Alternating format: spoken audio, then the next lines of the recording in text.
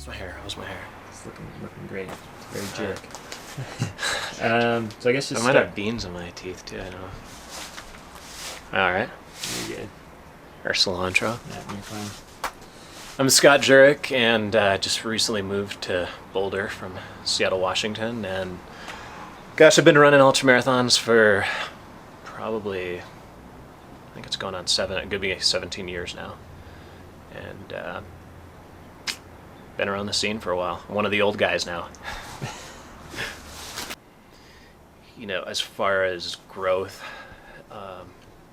being an ultramarathoner, there's really no maybe best time to get into the sport. I think you can get into it at any point.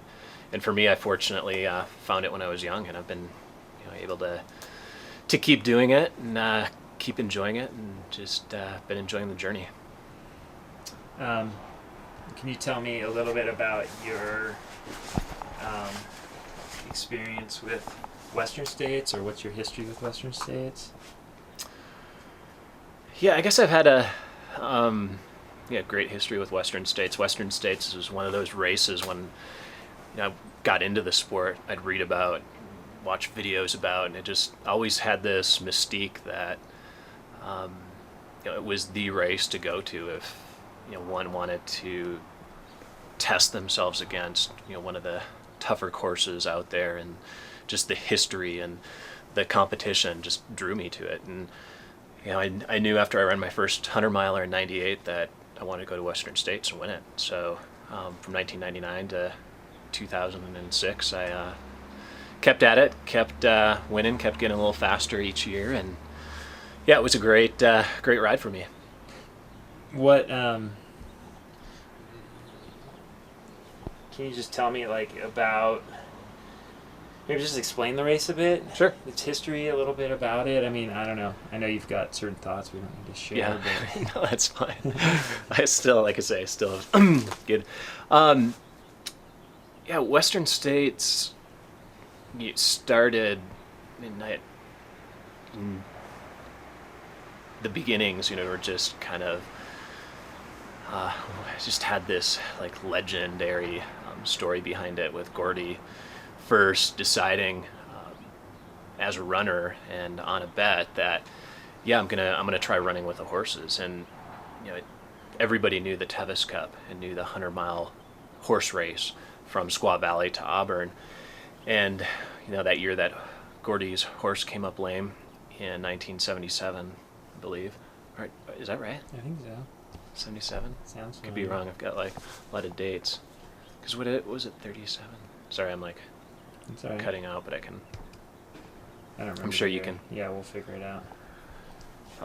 So that first year that Gordy, well, I shouldn't say first year, but that year, that year that Gordy decided to run with the horses and see if he could, I guess, go the distance and see what the human body was capable of, and what his body was capable of, was kind of that start. And from there, the race became a formal event, and under Shannon Wiles and Mo Livermore's direction, they put on this event that people started coming from all parts of the country. And so it became this race that had the history behind it, had the mystique, and it just drew all these different personalities and people from all over the world eventually.